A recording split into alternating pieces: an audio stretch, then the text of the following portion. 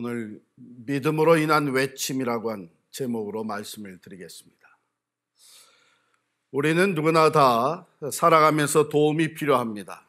특별히 요즘과 같이 코로나 바이러스로 말미암아 통행 금지도 생기고 또 소셜 디스턴스 6피트 떨어져서 생활을 해야 되고 또 심지어는 우리 그동안 운영하던 비즈니스를 또 문을 닫아야 되는 이런 일들이 벌어질 때에 참 우리는 많은 도움을 필요로 하게 되고 서로 도우려고 또 애쓰는 참 아름다운 모습들을 접하게 됩니다.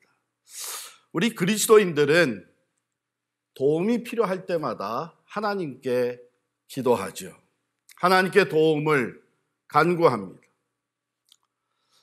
그런데 불행하게도 우리가 항상 그런 것은 아닌 것 같아요. 여러분 어떠세요? 도움이 필요할 때마다 항상 하나님께 먼저 기도로 나아갑니까? 그렇지가 않은 것이 우리의 삶의 현실입니다. 그럼 왜 그럴까요?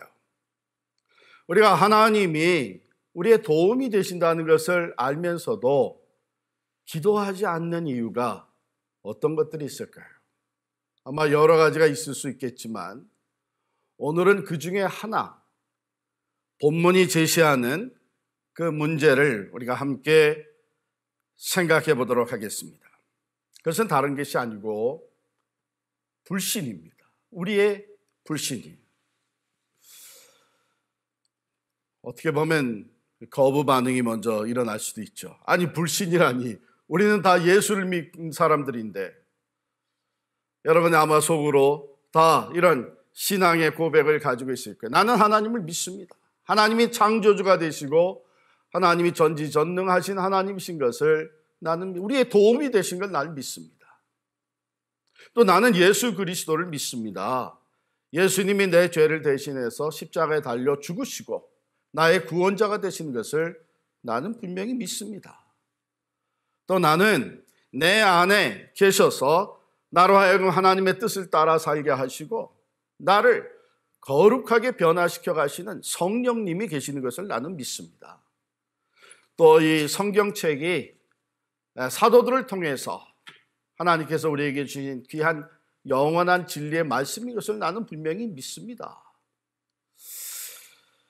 나는 구원에 이르는 모든 것, 내가 죄인인 것을 회개하고 예수 그리스도를 내 구주로 영접함으로 인해서 구원을 받고 천국을 소유하고 영생을 살아간다고 하는 것 나는 분명히 믿습니다. 할렐루야. 아멘. 그렇죠. 얼마나 귀한 믿음의 고백인지 몰라요. 저도 그걸 다 믿습니다. 우리가 모두 그것을 믿어요.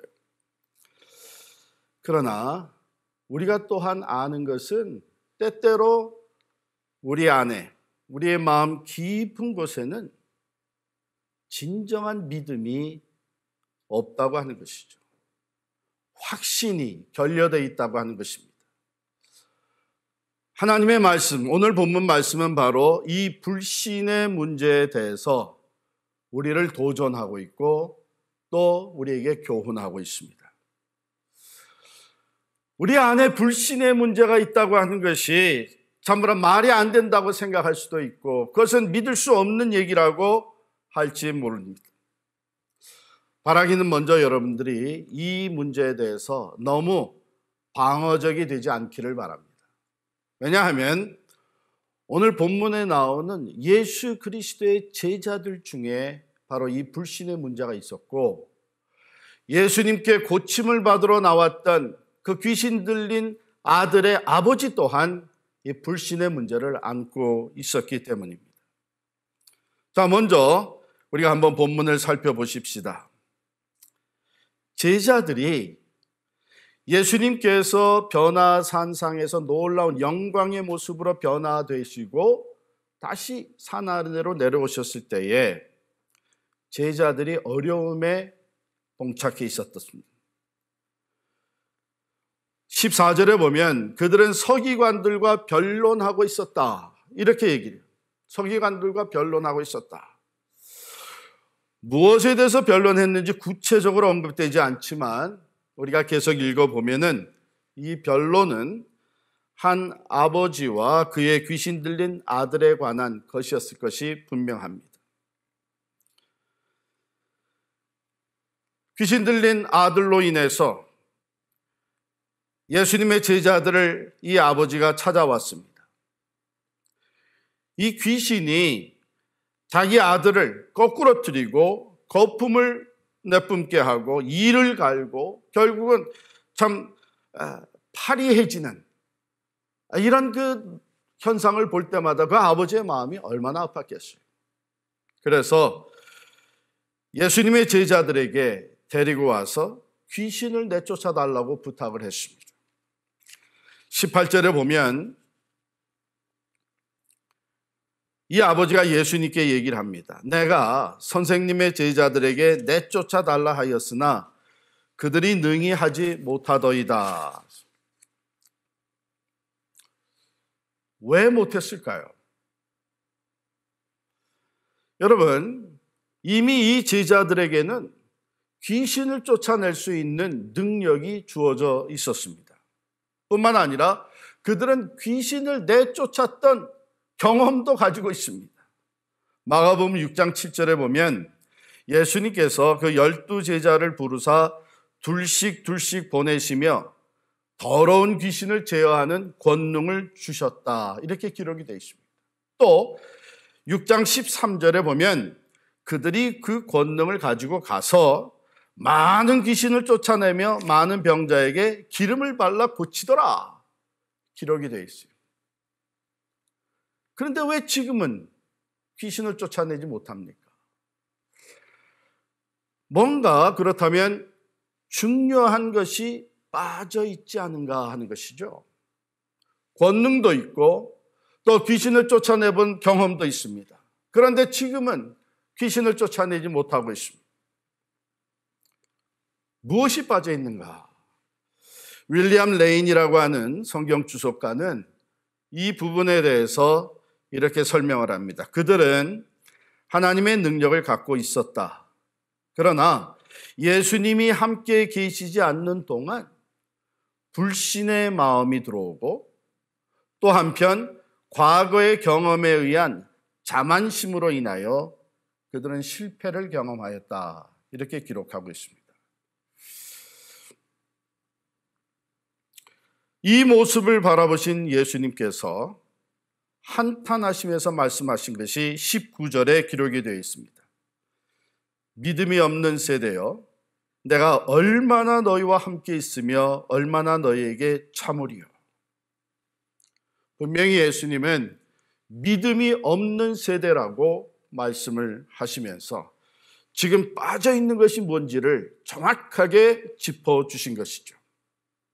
그러면서 주님은 탄식하셨습니다. 이 탄식하시는 예수님의 모습은 앞에서도 기록이 되어 있는데 마가복음 3장 5절에 보면 그들의 마음이 완악함을 탄식하사, 또 마가복음 8장 12절에 예수께서 마음속으로 깊이 탄식하시며, 지금 예수님은 믿음이 없는 모습을 보면서 탄식하셨습니다.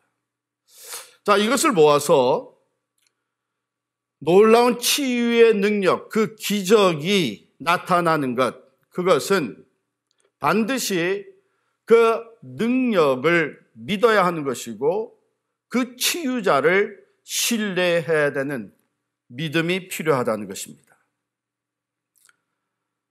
바로 제자들에게 있었던 이 불신이 제자들이 귀신을 쫓아내지 못한 중요한 이유가 되는 것을 우리는 알 수 있습니다.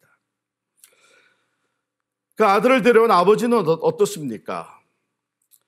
22절에 보니까 그 아버지가 이렇게 예수님께 얘기를 합니다. 귀신이 그를 죽이려고 불과 물에 자주 던졌나이다. 그러나 무엇을 하실 수 있거든 우리를 불쌍히 여기사 도와주옵소서. 무엇을 할 수 있으시거든. 여기 아래서 우리는 이 아버지가 예수님이 고쳐주시리라고 하는 것에 대한 확신이 부족한 것을 읽을 수가 있죠. 아마도 앞서서 예수님의 제자들이 실패했기 때문에, 귀신을 쫓아내지 못했기 때문에 이 아버지에게 이런 의심이 들어와 있을 수 있습니다. 우리도 그렇지 않아요?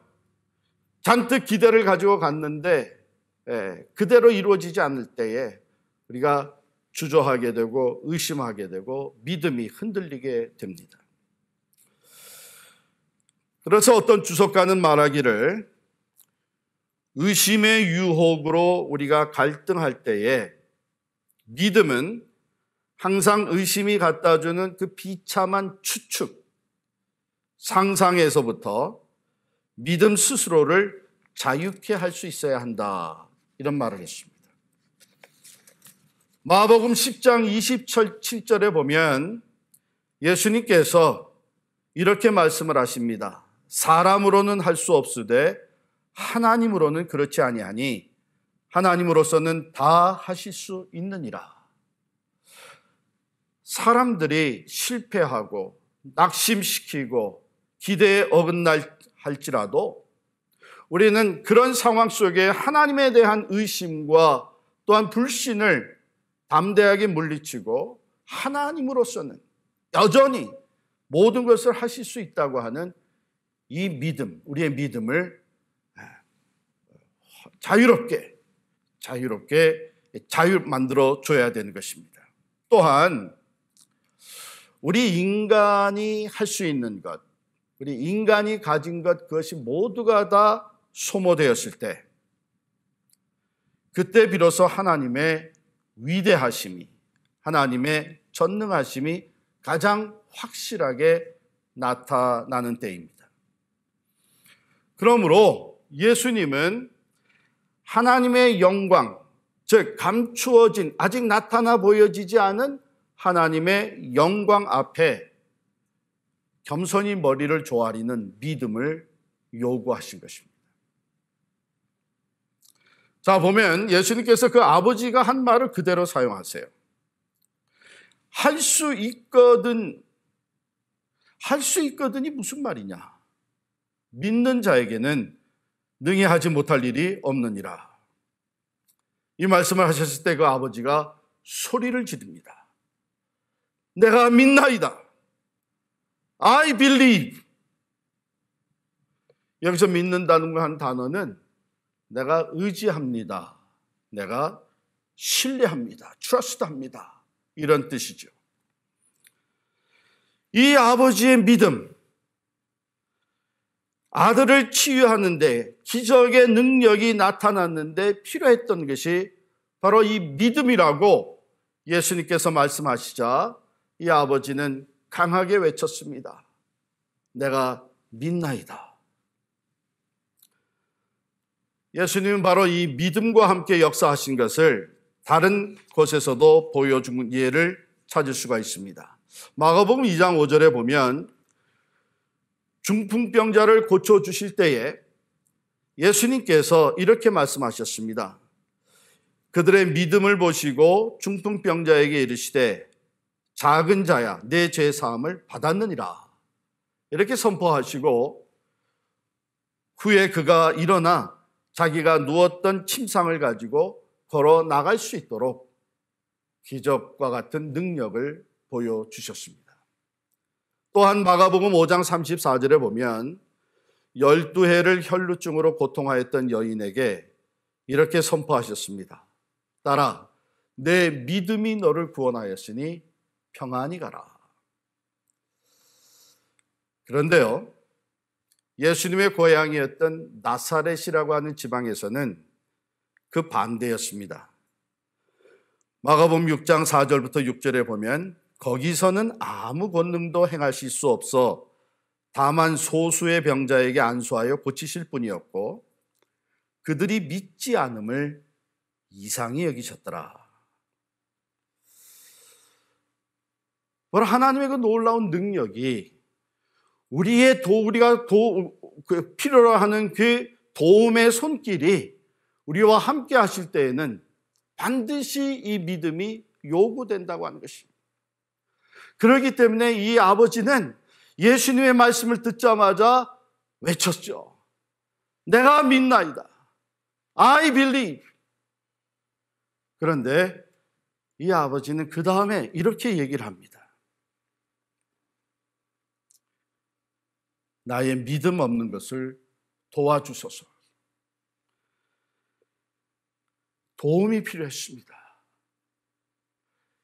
아들이 고침을 받는 그 이전에 이 아버지에게 필요했던 도움은 바로 믿음의 도움이었어요.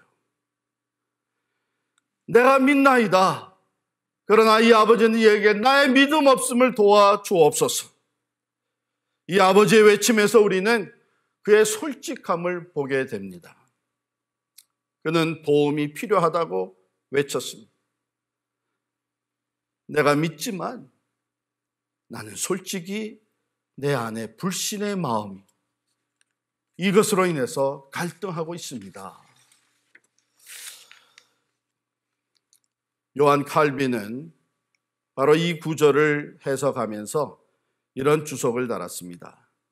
그는 믿는다고 선포하였지만 한편으로는 자신의 불신을 스스로 인정하였다. 이 두 말은 상충되는 것처럼 보이지만 우리들 중에 이 두 가지가 자신의 내면에 있는 것을 경험하지 않는 사람은 아무도 없다. 맞습니다. 저도 그렇고 여러분도 그렇고 우리가 믿는다고 하지만 우리는 종종 내 안에 온전히 신뢰하지 못하는 불신을 또한 안고 있습니다. 그렇기 때문에 우리 또한 이 두 가지를 다 끌어안고 주님 앞에 외칠 수밖에 없는 것이죠. 내가 믿나이다. 내가 믿습니다. 그러나 내 안에 솔직히 온전히 신뢰하지 못하는 불신이 자리 잡고 있습니다. 나의 믿음 없음을 도와주십시오.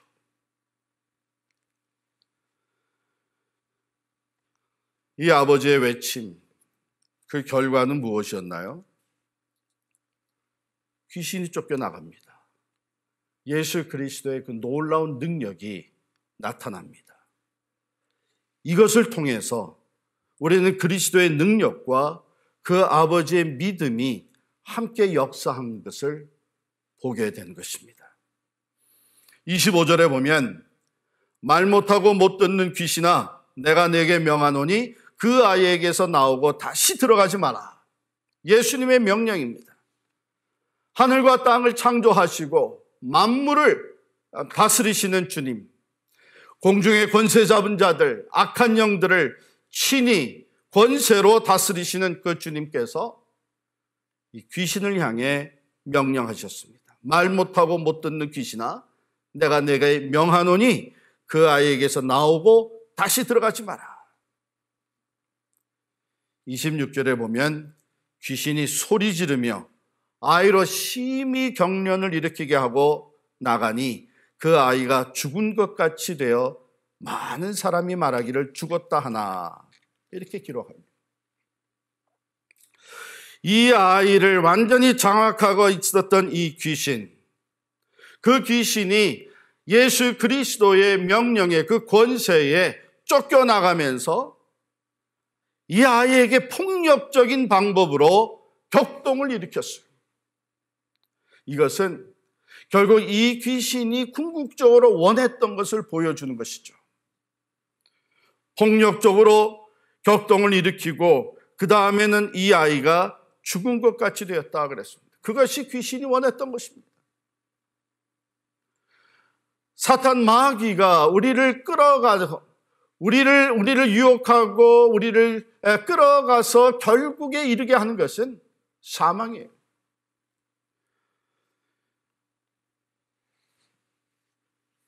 여러분, 이 장면을 바라보고 있었던 주변의 사람들, 아마 그들 중에는 제자들과 변론하였던 서기관들이 있겠죠.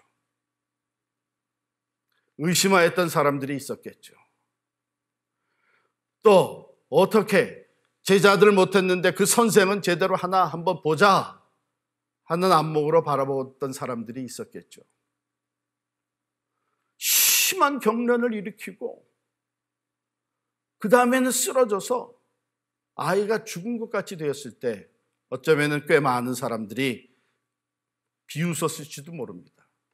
고치기는 뭘 고쳐? 죽었네. 이러면서 비웃었을지도 모릅니다.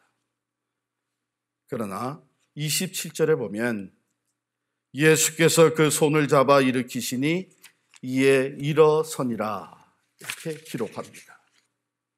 여기서 마귀, 귀신의 짓과 예수님이 하시는 것을 우리가 비교해 볼 수가 있습니다. 귀신은 폭력적이었어요. 격렬하게, 주님은 부드럽고 사랑이셨습니다. 귀신은 결국 죽음으로 몰고 가는 것이었습니다. 그러나 예수님은 새 생명으로 소생시키는 분이십니다. 자, 이런 일이 있은 후에 28절에 가보면 제자들이 조용히, 아마 사람들이 있는 데서는 묻지를 못했겠죠. 왜? 창피하기도 하고 혹시 예수님께 꾸중 들을까 봐. 조용히 따로 있는 자리에서 묻습니다. 우리는 어찌하여 능히 그 귀신을 쫓아내지 못하였나이까?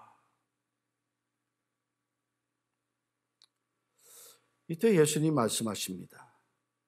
기도 외에 다른 것으로는 이런 종류가 나갈 수 없느니라. 보세요. 지금까지 믿음에 대해서 얘기를 쭉 해오셨어요.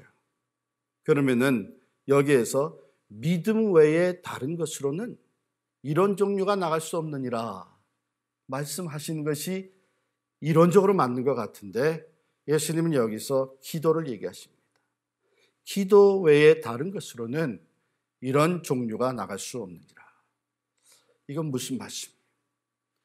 진정 믿음이 있는 사람, 건강한 믿음이 있는 사람은 기도의 사람이라는 것이죠. 그래서 믿음의 기도가 하나님의 파워를, 하나님의 기적과 같은 능력을 경험하게 해준다고 하는 뜻입니다. 자, 그러면 믿음이라는 것을 한번 생각해 보세요. 내가, 제자들이 아마 그 권능을 받았었고 나중에 또 그 권능을 행사해서 귀신을 쫓아내본 경험이 있었기 때문에 어쩌면 이 제자들은 우리에게 그 힘이 있다. 우리는 그런 경험을 했다. 그러니까 지금도 능히 이 귀신을 쫓아낼 수 있다. 이렇게 생각을 하고 기도조차 하지 않았을 것입니다. 그러니까 예수님이 기도에 대해서 언급을 하신 것이죠. 진정한 믿음은 겸손을 동반합니다. 내가 능력을 가진 것이 아니죠. 하나님께서, 우리 주님께서 그 능력을 가지신 것입니다. 그 주님께서 우리가 그 능력이 필요할 때에 우리에게 그것을 부여해 주신 것입니다. 한 사람이 하나님의 능력의 도구로 잘 쓰임을 받다가도 어느 순간이라도 교만해져서 내가 은혜를 주고 내가 능력을 행사하고 내가 하나님을 나타내 보인다고 생각하면 반드시 그 은혜는 그치게 되고 그 능력은 헛된 수고로 끝나고 맙니다. 왜냐하면 진정한 능력은 사탄 마귀 어둠의 권세를 물리치고 우리를 변화시키고 우리로 하여금 하나님의 일을 감당하게 하는 이 능력은 우리에게 있는 것이 아니라 하나님께 있는 것입니다.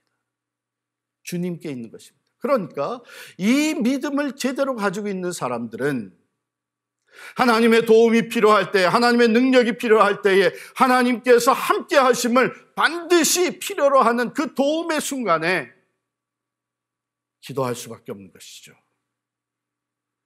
하나님께 그 능력이 있는 것을 알고 하나님께서 그 지혜와 그 은혜로 놀라운 하나님의 기적을 베푸실 수 있다고 하는 것을 믿고 하나님께 기도하는 것이죠.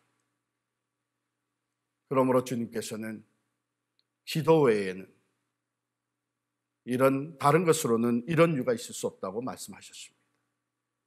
여기에서 기도는 믿음의 기도를 얘기하는 것입니다.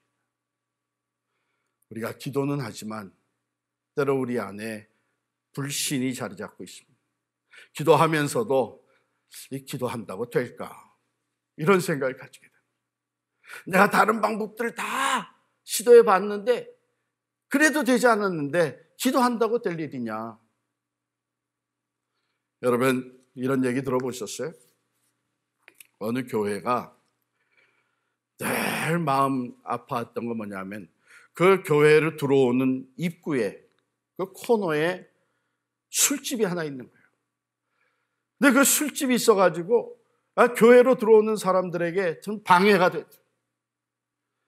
그래가지고서는 교회들이 그저 기회만 있으면은 하나님 저 술집을 없애주십시오. 제거해 주십시오. 이렇게 기도했다는 거예요. 그런데 정말 어느 날 그 술집에 불이 나버렸어요. 그래가지고 술집이 그냥 완전히 잿더미로 덮어요. 이 술집 주인이 전에 들었던 얘기가 있어서 교회를 고소했습니다.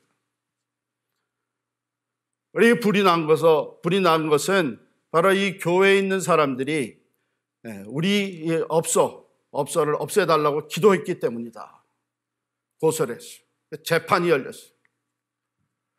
교회 측에서도 나가가지고 이제 변호사를 세우고 변호를 하는데 뭐라 그랬냐면 재판관님 생각해 보십시오.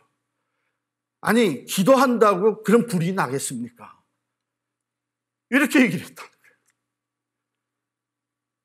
사랑하는 성도 여러분, 혹시 그런 마음이 우리 안에 자리 잡고 있지는 않은가요?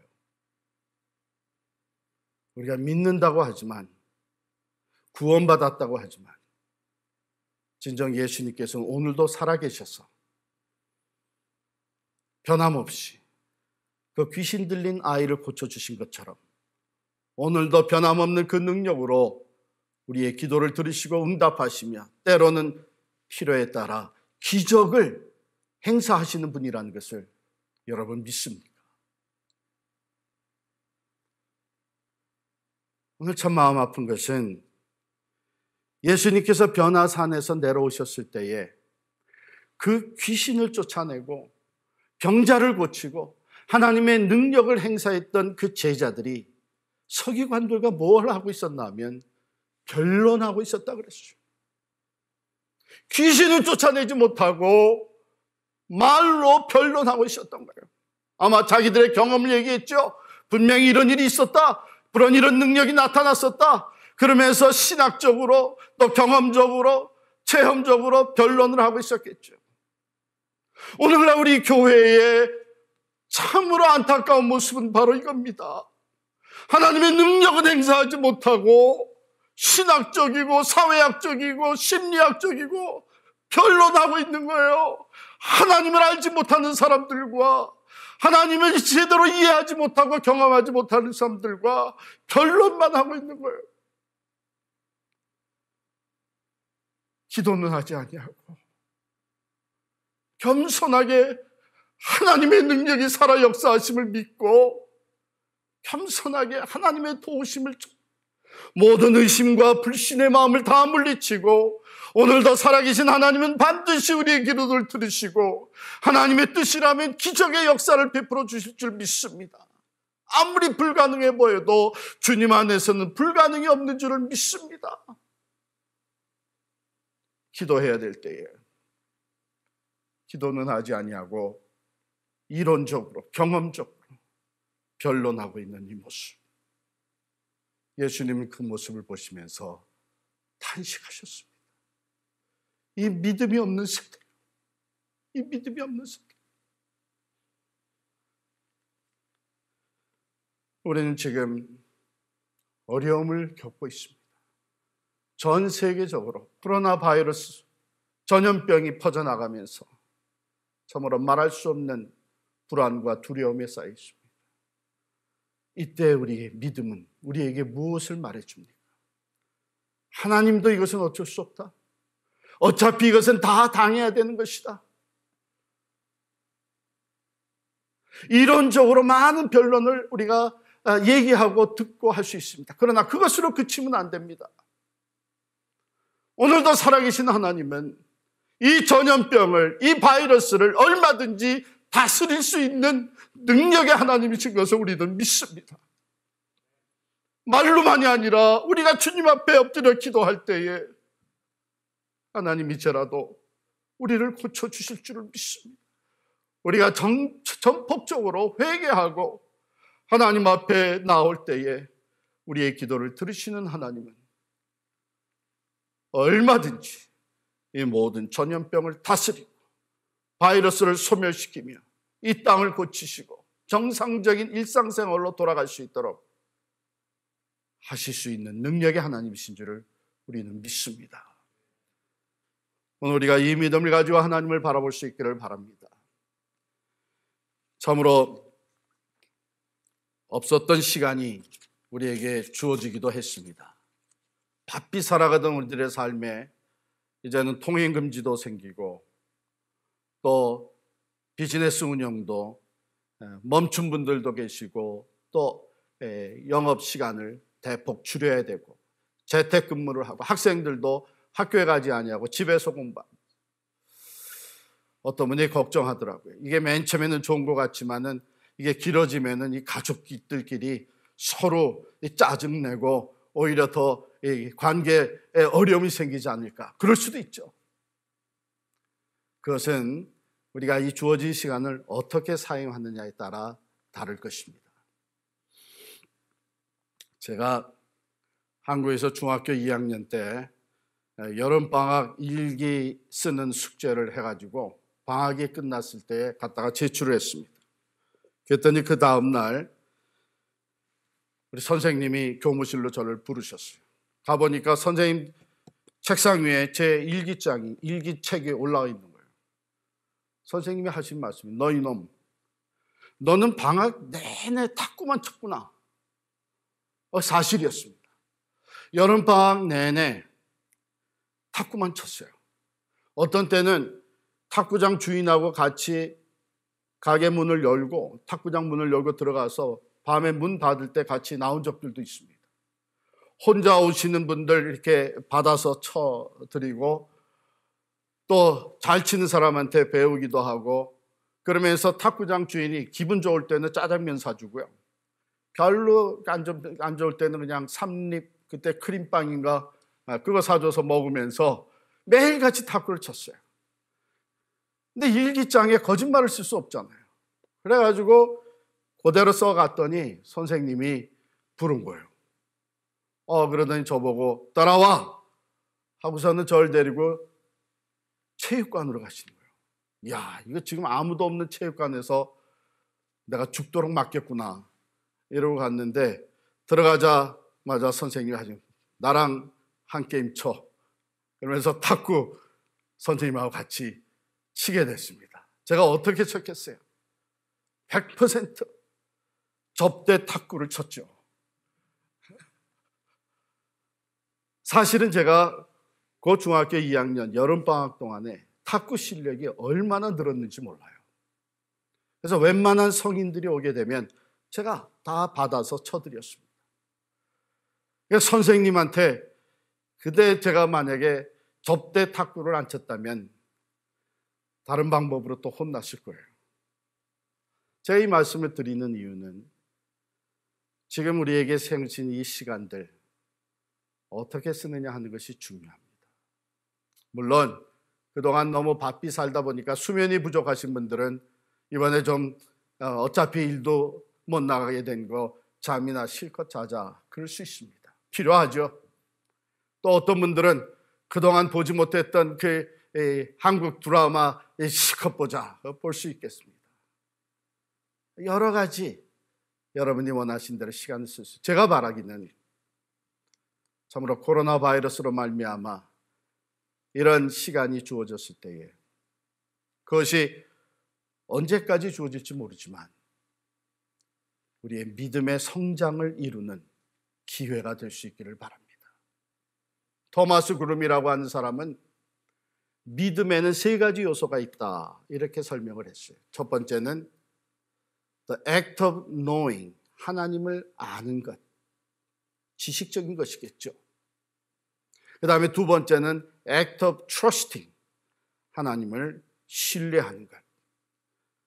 사실은 우리가 하나님을 알면 알수록 하나님을 더 신뢰할 수 있게 되죠.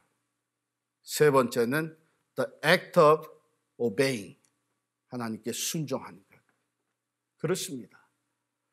우리가 하나님을 아는 지식이 더해갈수록 하나님에 대한 믿음이 더 커지게 되고, 그 하나님을 신뢰하며 트러스트하면서 기도할수록, 맡기면 맡길수록 우리의 믿음이 성장을 합니다. 뿐만 아니라 그 말씀대로 하나님이 반드시 이루신다고 하는 것을, 신실하심과 전능하심을 믿고 순종하며 나아갈 때에 살아계셔서 오늘도 능력으로 역사하시는 하나님을 경험하며 우리의 믿음은 점점 성장해 가게 됩니다. 방학이 끝나서 다시 학교에서 만나게 되면 실력의 차이가 벌어지는 것을 우리가 보게 되죠. 방학 동안에 열심히 학원도 가고 공부하고 책도 많이 읽고 했던 친구들은 앞서갑니다. 그러나 방학이라고 좋다고 그저 시간을 이런저런 낭비하며 지낸 아이들은 뒤떨어질 수밖에 없습니다.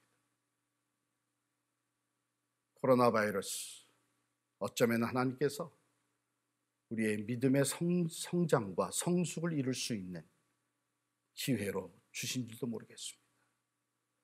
이걸 통해서 우리 각자에게 주시는 메시지를 놓치지 않기를 원합니다. 하나님은 어떤 사람은 회개하기를 원하실 겁니다. 어떤 나라들은 하나님께로 돌아오기를 원하실 것입니다. 우리의 잘못을 철저하게 인정하고 말씀으로 재무장될 수 있기를 원하실 것입니다. 이 모든 것을 통해 우리가 지금은 온라인으로 예배를 드리면서 얼굴과 얼굴을 맞대어 보지 못하지만 이것이 다 지나가고 다시 우리가 함께 만나 예배 드리며 사랑으로 교제하는 그날이 주어졌을 때에 이 어려운 기간을 통해 믿음의 성장을 이룬 우리들의 모습이 될 수 있기를 간절히 축원합니다. 교만하지 맙시다. 겸손하게 모든 능력은 하나님께로부터 온 것을 고백할 수 있기를 바랍니다. 자만해지지 맙시다. 내가 과거에 경험했다고 해서 오늘 내가 내 힘으로 하나님의 능력을 행사할 수 있는 것은 절대로 아닙니다. 겸손히 오늘도 우리는 하나님의 도움이 필요하다고 하는 것을 인정하며 믿음의 기도로 하나님 앞에 나아가는 우리들의 삶이 될 수 있기를 간절히 축원합니다. 하나님은 오늘도 살아계셔서 믿음으로 나오는 믿음의 기도로 하나님의 도우심을 간구하는 하나님의 사람들에게 기적과 같은 능력으로 응답해 주실 줄을 믿습니다. 같이 기도하겠습니다.